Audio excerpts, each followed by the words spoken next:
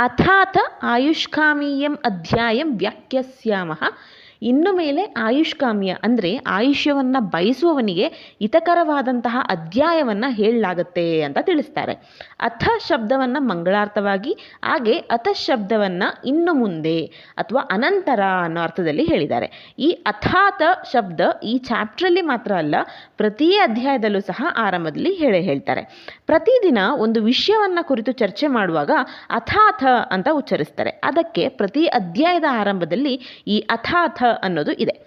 ಇಡೀ ಗ್ರಂಥ ಆರಂಭಕ್ಕೆ ಅಥ ಶಬ್ದ ಮಂಗಳವಾಗಿದೆ. ಹಾಗೆ ಮುಂದಿನ ಅಧ್ಯಾಯದ ಅಥ ಶಬ್ದಗಳು ಪ್ರತಿ ಅಧ್ಯಾಯದ ಮಂಗಳ ಅಂತ ಹೇಳ್ಬೋದು. ಇಡೀ ಆಯುರ್ವೇದ ಶಾಸ್ತ್ರವೇ ಆಯುಷ್ಕಾಮಕ್ಕೋಸ್ಕರ. ಇದೊಂದು ಅಧ್ಯಾಯಕ್ಕೆ ಮಾತ್ರ ಯಾಕೆ ಆಯುಷ್ಕಾಮಿಯ ಎಂಬ ಹೆಸರು ಕೊಟ್ಟಿದ್ದಾರೆ? ಇದಕ್ಕೆ ಕಾರಣ ಏನಪ್ಪ ಅಂತಂದರೆ, ಯಾವುದಾದರೂ ಒಂದು ವಿಷಯವನ್ನು ಮೊದಲು ಸಾಮಾನ್ಯವಾಗಿ ಆಮೇಲೆ ವಿಶೇಷವಾಗಿ ಹೇಳಬೇಕಾಗತ್ತೆ. ಇದು ಗ್ರಂಥ ರಚನೆಯ ವಿಧಾನ.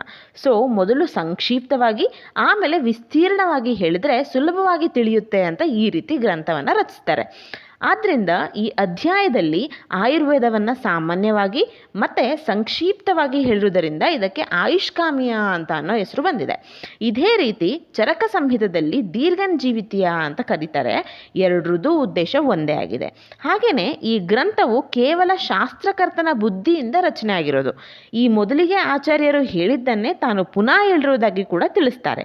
ಈ ಗ್ರಂಥಕ್ಕೆ ಆಧಾರವಿರುವುದರಿಂದ ಪ್ರಮಾಣಭೂತವಾಗಿದೆ ಅಂತ ನಾವು ಅರ್ಥ ಮಾಡ್ಕೊಳ್ಬೇಕು. ಅಂದರೆ ವ್ಯಾಲಿಡ್ ನಾಲೆಡ್ಜ್ ಇದು ಅನ್ನೋ ಅಭಿಪ್ರಾಯನೂ ಸಹ ಇಲ್ಲಿ ಕನ್ವೆ ಮಾಡ್ತಾರೆ.